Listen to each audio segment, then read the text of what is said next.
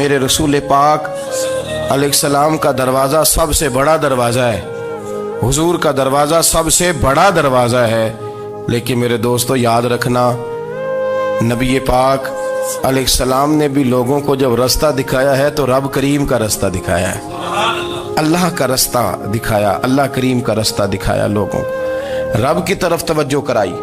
میرے رسول کریم سید عالم صلی اللہ تعالی علیہ وسلم نے لوگوں کی اللہ کی جانب توجہ کرائی اور لوگوں سے یہ کہا کہ وہ اپنے رب کریم کی جانب اپنا ذہن رکھیں، اپنی توجہ اپنے اللہ کی جانب مبذول کریں۔ میری بات کو اچھے طریقے سے سمجھیے گا، علم اللہ تبارک و تعالی عطا کرتا ہے تو اسے اللہ کی عطا ہی سمجھنا چاہیے۔ کچھ لوگوں کے پاس علم ہوتا ہے پر علم نافع نہیں ہوتا، وہ ٹامک ٹونجا مارتے رہتے ہیں ساری زندگی۔ علم کو اللہ کی عطا سمجھیں، اپنی عقل پر اپنے شعور پر زیادہ بھروسہ نہ سمجھیں، نظر اللہ پہ رکھیں۔ حضرت مولا علی شیر خدا کرم اللہ تعالی وجہہ الکریم سے کسی نے پوچھا تھا بڑا عالم کون ہوتا ہے؟ ہمارے ہاں تو اب وہ والے عالم پائے جاتے ہیں نا اللہ ماشاءاللہ، جو ممبر پہ بیٹھتے ہیں تو دعوے ہی دعوے ہیں، ممبر پہ بیٹھتے ہیں تو دعوے ہی دعوے ہیں، اس طرح کے عالم ہمارے ہاں پائے جاتے ہیں۔ وہ ہر بات میں دعویٰ کرتے ہیں، میں یہ کر دوں گا، میں وہ کر دوں گا۔ یہ مزاج علماء کا نہیں۔ حضرت علی المرتضیٰ سے کسی نے پوچھا بڑا عالم کون ہوتا ہے؟ فرمایا بڑا عالم وہ ہوتا ہے کہ جسے مسئلے کا پتہ نہ ہو تو وہ کہہ دے مجھے نہیں پتا، میں پتہ کر کے بتاؤں گا، غلط بات بیان نہ کرے۔ امام مالک سے کسی نے کوئی مسئلہ پوچھا تو آپ فرمانے لگے مجھے اس سوال کا جواب نہیں آتا، ہمارے بزرگ سمجھاتے کیا ہے؟ وہ کہنے لگا آپ اتنے بڑے امام ہیں تو اس سوال کا جواب نہیں آتا۔ فرمانے لگے اگر مجھے ہر سوال کا جواب آتا پھر تو میں خدا ہوتا، مجھے ہر سوال کا جواب نہیں آتا، مجھے تو اتنا آتا ہے جتنا میرے رب نے مجھے عطا کر دیا ہے۔ اپنی نظر اللہ پہ رکھیں، نکل آئیں اس معمے سے باہر کہ میں کوئی بلا ہوں، مجھے بڑا پتہ ہے، میرے پاس 6 ڈگریاں ہیں، مجھے 10 جگہ پہ تدریس کا شغف حاصل ہے، اس سے نکلیں باہر۔ قرآن مجید دیکھیے گا، اللہ تعالیٰ نے ارادہ قدرت فرمایا کہ میں حضرت آدم کو بناؤں گا، پھر بنانے کے بعد فرمایا فرشتوں سجدہ کرو آدم کو، سب نے سجدہ کیا الا ابلیس ابا واستکبر وکان من الکافرین، سب نے سجدہ کیا سوائے ابلیس کے، اس نے انکار بھی کیا، تکبر بھی کیا اور کافروں میں سے ہو گیا۔ تو یہ جب اللہ تعالیٰ نے سجدہ کرایا تو کیسے کرایا؟ اللہ تبارک و تعالیٰ نے نا حضرت آدم کو علم سکھایا خود، وعلم آدم الاسماء کلہا، خود اللہ فرماتے ہیں کہ میں نے جناب آدم علیہ السلام کو تمام اشیاء کے نام سکھائے، سب اشیاء کے نام سکھائے۔ تو وہ چیزیں پھر میں نے نا، اللہ فرماتے ہیں میں نے فرشتوں پہ پیش کی، میں نے کہا کہ بتاؤ ان کے نام کیا ہے، تو فرشتوں نے جو جواب دیا وہ سمجھنے والا ہے۔ اللہ نے چونکہ خود علم سکھایا تھا حضرت آدم کو، جناب آدم سکھایا تھا لیکن فرشتوں کو نہیں سکھایا تھا، تو اللہ کریم نے فرمایا فرشتوں اب یہ بتاؤ ان چیزوں کے نام کیا ہیں؟ تو فرشتے کیا کہتے ہیں؟ فرشتے عرض کرتے ہیں قالوا سبحانک لا علم لنا۔ آپ کبھی یقین کریں اس چیز کی لذت لیں تو مزہ آ جائے۔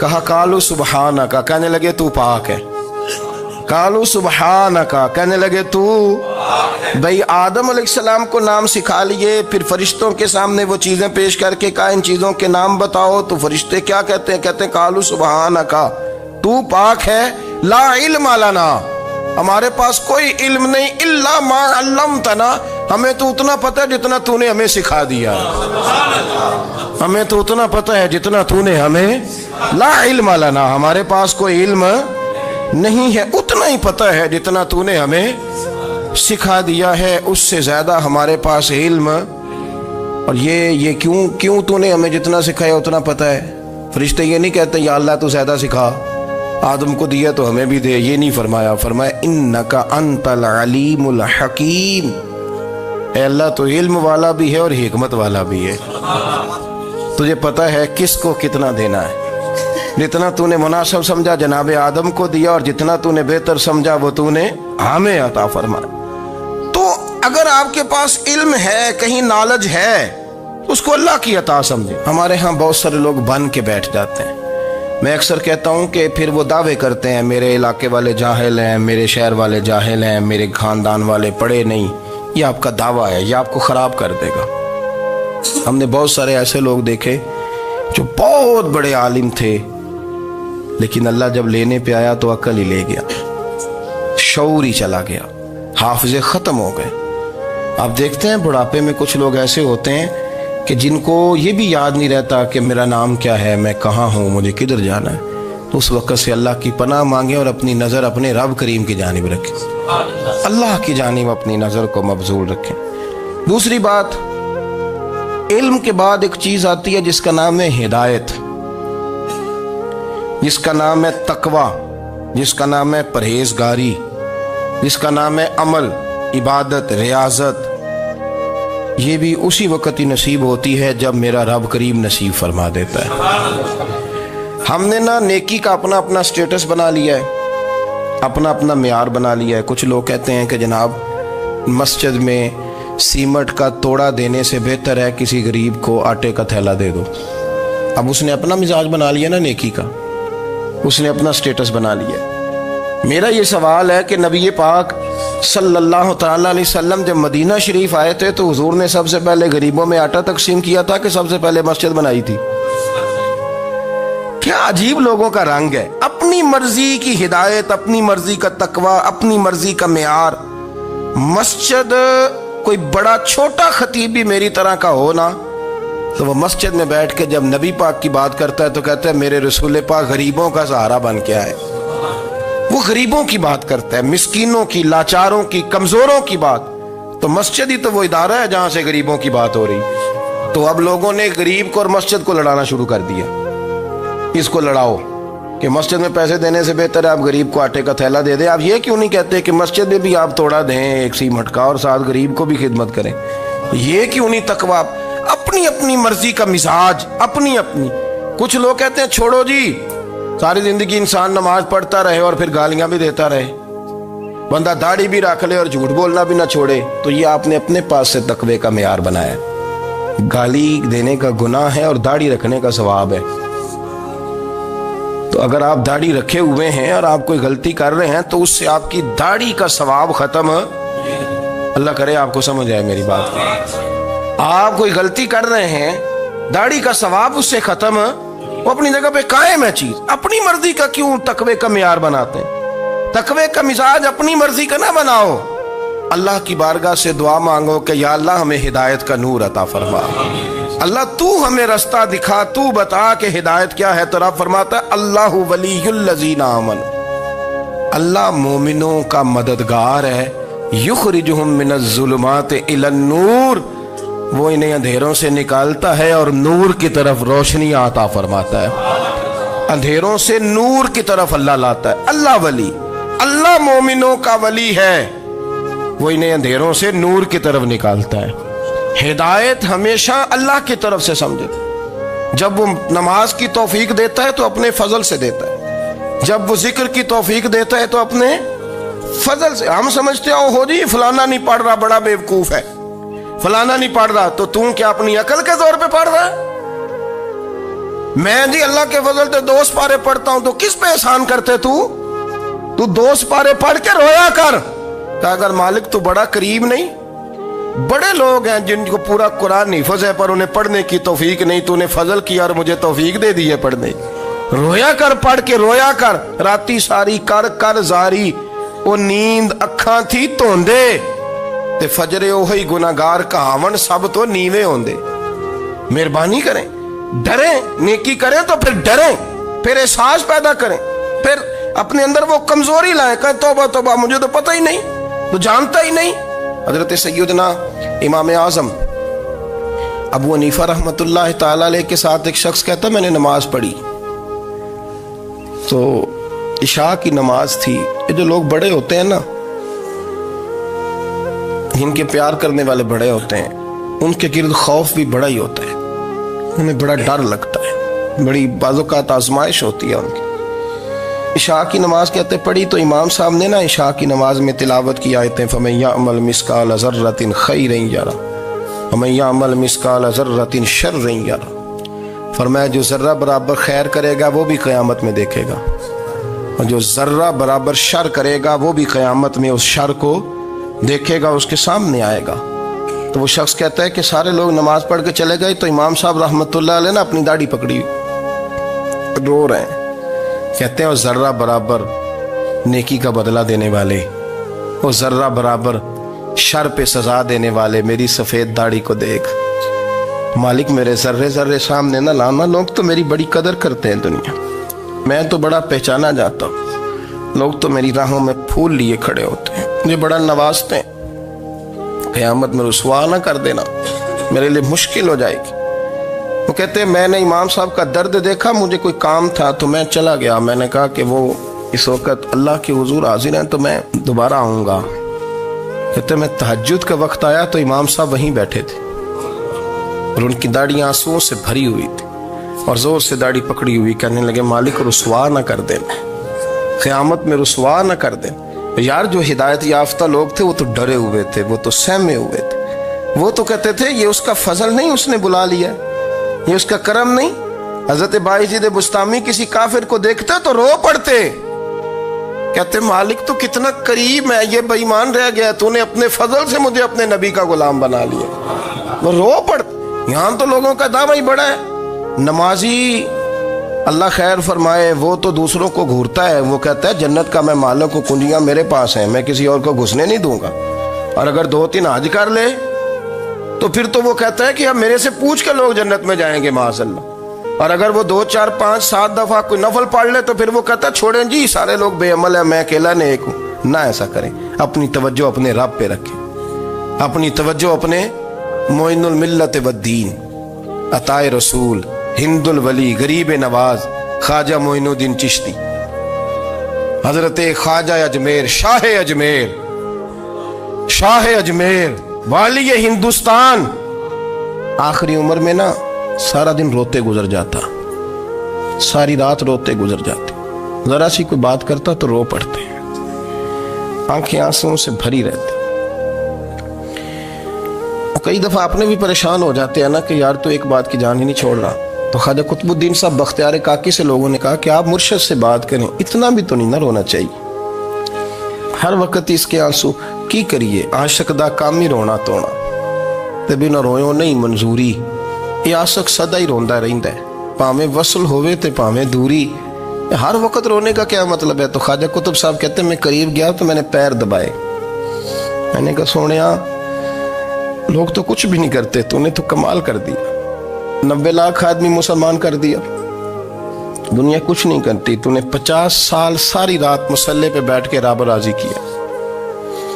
تو شہزادہ تھا، حضور کی اولاد تھا، لیکن معین الدین تیرا ایک پلاٹ بھی نہیں، تو نے طالب علم پالے، انہیں غریبوں کو دیا، انہیں نوازا، کوئی شے نہیں تیرے پاس، ہر چیز تو نے، ساری رات روتے ہو، سارا دن روتے ہو.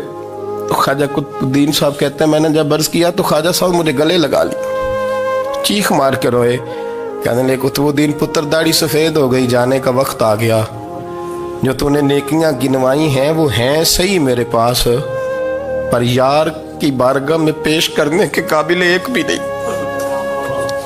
نہیں. تو بارگاہ تو دیکھ کتنی بڑی ہے، رسول کریم کی بارگاہ میں پیش کرنے کے قابل ان میں سے ایک بھی نہیں. تو آستانہ دیکھ کتنا بڑا ہے، کیا پیش کروں گا، کیا عرض کروں گا حضور کی بارگاہ میں، کس طرح. وہ یار جو بڑے تھے وہ تو ڈرے ہوئے تھے، سہمے ہوئے تھے، وہ تو بڑی آزمائش میں تھے، لیکن میرا اور آپ کا رٹا 2 نمازیں پڑھ کے 6 نمازوں کا دعویٰ کرنا اور لمبی چوڑی کہانیاں بنانا اور اپنے منہ سے اپنی تعریفیں کرنا، اس سے تھوڑا باہر آئیں. رزق بھی میرا اللہ ہی دیتا ہے، علم بھی اللہ دیتا ہے، رزق بھی. بڑے بڑے فقیروں کو مالدار ہوتے دیکھا، بڑے بڑے مالداروں کو فقیر ہوتے دیکھا، بڑے بڑے. میرے ایک بڑا سخی قسم کا سجن ہے، بڑا پیارا ہے، میں اسے سخی مانتا ہوں. میں نے اپنی پریشانیوں کے دنوں میں بھی اس شخص کو سخی دیکھا. ایک دن رات کو مجھے ٹیلی فون کر کے کہنے لگا کدھر ہو؟ میں نے کہا میں گھر ہوں. نہیں اکثر سفر میں ہوتے ہو نا؟ میں نے کہا طبیعت کیسی ہے؟ ٹھیک ہے، بس حال چال پوچھنا تھا. میں نے سمجھائی، میں نے کہا یار یہ کوئی مسئلہ ہے، ورنہ رات کے 2 بجے کوئی حال پوچھنے کو فون تو نہیں نہ کرتا. कोई मतलब ऐसा तो मसला नहीं ना। तो मैंने बैक कॉल की, मैंने कहा यार मेरी बात सुन, मसला क्या? कहने कुछ नहीं दिल कर रहा था। मैं कहा मेरी गल सुन, रहे असी 4-5 साल कट्ठे, मैं तेन जानना, असल बात कर। कहने लगा मकान भी बड़ा है, सारा कुछ ठीक है, पर वो बड़ा ही बेनियाज है। कुछ हालात इस किस्म के आ गए हैं कि लोगों को बताऊं भी तो लोग मानने को तैयार नहीं। ज़्यादा नहीं, मुझे ना थोड़े से पैसों की ज़रूरत है, को 15-20 हज़ार अगर मिल जाएं, मेरी ज़रूरत। आप यकीन करें मैं रोता रहा सारी रात। मैंने कहा मेहरबाना तेरा किस तरह करांगे, इससे लेके ज़माना इस्तेमाल करता था, पर बेपरवाही वेख ना सज्जड़ दी, जिथे किसे दी पेश ना जावे, उन्हें ताजा वाले दर दर रोले ते मंगते तख्त बिठावे। सजना किसे नू कारा मिल दई, कोई काबे खाली आवे। वल्लाहु खैरुर राज़िकीन, वो कहते तू दाएं बाएं ना जा, रिस्क तो तुझे मैं दूंगा, मैं हूं बेहतर रिस्क देने वाला। बड़े बड़े बादशाह, बड़े बड़े शहनशाह, बड़े बड़े लोग, हाथों में कासे, फकीरियां। उम्मे रबिया क्या करती थी, बड़ी नेक और साले खातून थी। वो कहती हैं कि मैं ना बड़े अमीर आदमी की बीवी थी, अपने शौहर के साथ छत पे बैठी थी, तो नीचे फकीर मांगने वाला आया। उसने बड़े दर्द से सदा की, तो मैंने अपने शौहर से कहा कुछ देने का, दफा कर, इन लोगों ने धंधा बनाया हुआ है। कहती मैं मेके से भी बड़ा माल लेके आई थी, मेरे माँ बाप बड़े अमीर थे, तो मैंने ना चोरी अपने खामद से नज़र बचा के बाथरूम जाने के बहाने गई और नीचे जाके 5 दिनार मैंने उस फकीर की हथेली पे रखे। कहते उसने 5 दिनार देखे, फिर मेरी तरफ देखा तो मैंने उसकी आंखों में आंसू चमकते देखे। कहने लगे बीबी रब तेरा भला करे, मैं 3 दिनों का भूखा हूं। कि वो चला गया, मैं घर आ गई। जब बाहर आई तो मेरा शौहर कहने लगा तू इतनी अब इतनी तू तेज हो गई है और तू इतनी खुद मुख्तार हो गई, मेरे बगैर पूछे माल खर्च करेगी, जा तुझे 3 तलाकें। कहती मैं बालदार और वजादार बाप की बेटी थी, तलाक लेके घर आई तो मेरा बाप टूट गया, चारपाई पे चला गया। ओहो ये क्या बन गया। कहती बड़ी तकलीफ रही। 1-2 साल के बाद मेरे अब्बा ने मेरी शादी कर दी। अब जिस शौहर के पास गई वो बड़ा नेक था, परहेजगार था, अल्लाह ने बेहतरीन सिला दिया। कहती छत पे बैठी थी, दरवाजे पे फकीर आया, मैंने शौहर से कहा कुछ दे दूं। कहने लगा 5 ना देना, 15 देना, 20 देना, मैं फकीर हूँ, मैंने फक्र से दौलत देखी है, इसे खाली ना लौटाना। कहती है कि मैं नीचे गई और जब मैंने उसकी तरफ दिनार बढ़ाए तो मेरी चीख निकली, पैसे फेंक के मैं बेहोश होके गिरी। मेरा शौहर ने आके उठाया, अंदर ले गया, पानी मुंह पे छिड़का। कहने लगा तुझे क्या हुआ? कहने लगे ये जो मांगने आया ये मेरा पहला शौहर था, वही था जो कहता था कि तू 5 दिनार दे आइए, जा तुझे 3 तलाकें। पढ़ो ना हदीस पाक, मेरे नबी पाक अलैहिस्सलाम ने फरमाया एक बंदा गंजा था।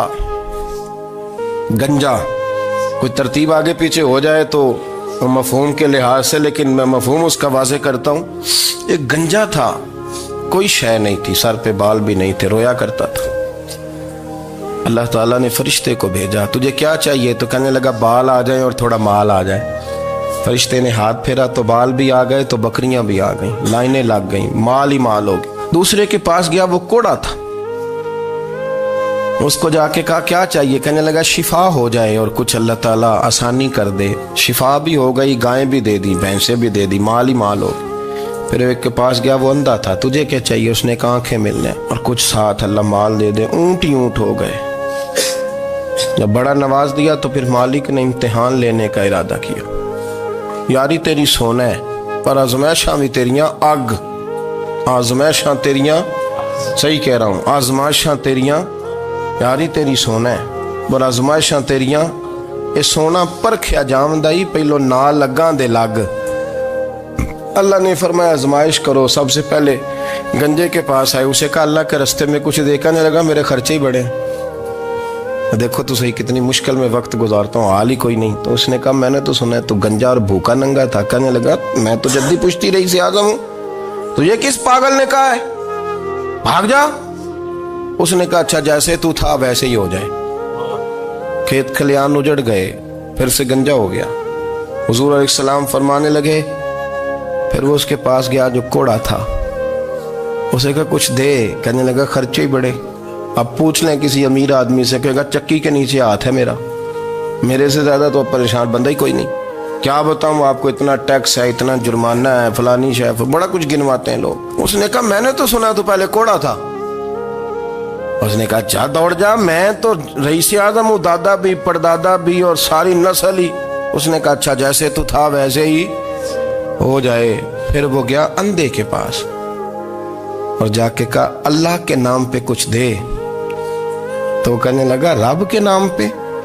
یہ کھڑے ہیں اونٹ جتنے تیرے دل کرے لے دا۔ اس نے کہا کیا معنی اس بات کا؟ کہنے لگا یار تجھے کیا بتاؤں، میں تو اندھا تھا، میں نے تو کبھی دنیا دیکھی نہیں تھی، پھر اس کریم نے فضل کیا تو مجھے بڑا کچھ دکھایا۔ میں کیا بتاؤں، میرا دل کر رہا ہے کہہ دوں کہ پھر اس نے کعبہ دکھایا، پھر اس نے روضہ رسول دکھایا، پھر اس نے ریاض الجنہ کے سجدے دکھائے، پھر اس نے اپنے محبوب کے دروازے کی رونقیں دکھائیں۔ اس نے بڑا کچھ دیا، اس نے بڑا نوازا۔ میرے پاس تو شاید میں بدکار پرانا خادم، کسے در ملی نہ ٹوئی، ایت واصف یار نے نظر جو کی تھی، پھر واصف ہی ہوئی۔ یہ تو اس کا کرم ہوا۔ تو یہ وہ کہنے لگا تو اللہ کے نام پہ جان مانگ، میں وہ بھی دینے کو تیار۔ میرے پاس تو شے کوئی نہیں تھی، مجھے تو اپنا پتہ ہے، میں تو کوئی شے نہیں تھا، کچھ نہیں تھا میرے پاس۔ یہ تو ان کا کرم ہے کہ رخ ان کا ادھر ہے، اور مختصر سی میری کہانی ہے، یہ جو بھی ہے ان کی مہربانی ہے۔ تو وہ کہنے لگا میں بھی کچھ لینے نہیں آیا تھا، تیری آزمائش ہی کرنے آیا تھا، تیری عزتیں بھی سلامت رہیں گی، تیرا مال بھی سلامت رہے گا، تیری شفا بھی۔ اپنی زندگی میں کبھی بھی اللہ کی بارگاہ سے توجہ ادھر ادھر نہ کریں، چھوڑیں لوگ کیا کر رہے ہیں، دنیا کیا کہہ رہی، کبھی بھی اپنی توجہ دائیں۔ ہمارا یہ مسئلہ بن گیا کہ ہماری سیاست ہے، ہماری دنیا داری ہے، ہم بندوں کو راضی کرنا چاہتے ہیں، ہم دیکھتے ہیں کون کس طرح، اور آپ یقین کریں آپ تھک جائیں گے، بندے راضی نہیں ہوں گے، وہ نہیں راضی ہوتے۔ آپ ان کو منا کے لائیں گے تو ادھر والے نکل جائیں گے، ادھر کو منائیں گے تو ادھر والے نکل جائیں گے۔ اس چکر سے باہر آئیں، اس رب کو راضی کریں جو فرماتا ہے ان الذین آمنوا وعملوا الصالحات سیجعل لهم الرحمن ودا۔ فرمایا تو ایمان لانے کے بعد نیک عمل کر، میں لوگوں کے دلوں میں تیری محبت پیدا کر دوں گا۔ رحمان لوگوں کے دلوں میں محبت ڈال دے گا، اللہ لوگوں کے دلوں میں۔ اپنی نظر ہمیشہ اپنے رب پہ رکھیں، اتنی لمبی چوڑی دنیا داروں سے امیدیں نہ وابستہ کریں۔ میں نے دیکھا ہے لوگ کاسا لیسی کرتے ہیں، کبھی اس کے دروازے پہ کبھی اس کے دروازے پہ۔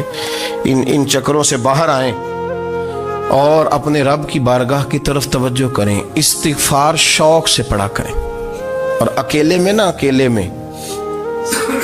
حضرت رئیس المتکلمین مولانا نقی علی خان صاحب رحمۃ اللہ نے لکھا ہے کہ فرعون 500 سال حکومت کر گیا، یہاں تو 5 سال کی حکومت کی پیر لڑکھڑاتے ہیں، 500 سال۔ ہمارے اصل وجہ یہ تھی کہ دنیا جب سو جاتی تھی نا تو اوپر چادر لے کے تو مسلح پہ بیٹھ جاتا تھا اور ہاتھ باندھ کے کہتا تھا رب تو ہی ہے، میرا پردہ نہ کھولنا، مالک تو ہی ہے، کرم نوازی کرنا، میری پکڑ نہ کرنا۔ وہ بے ایمان ہو کے اگر 500 سال ہاتھ باندھے تو گزارا کر لیتا ہے، تو ایماندار ہے۔ پر مسئلہ یہ ہے کہ تو رات کو بکل مار کے ہاتھ نہیں نہ باندھتا، تو منت نہیں کرتا، تو استغفار نہیں کرتا۔ توبہ کریں تو بچے رہیں۔ وہ اتنی لمبی حکومت کر گیا چونکہ رات کو کہتا تھا مالک رب تو ہی ہے، لیکن مہربانی فرما، میری پکڑ نہ فرمایا تو اللہ نے تو اس کو مہلت دے دی۔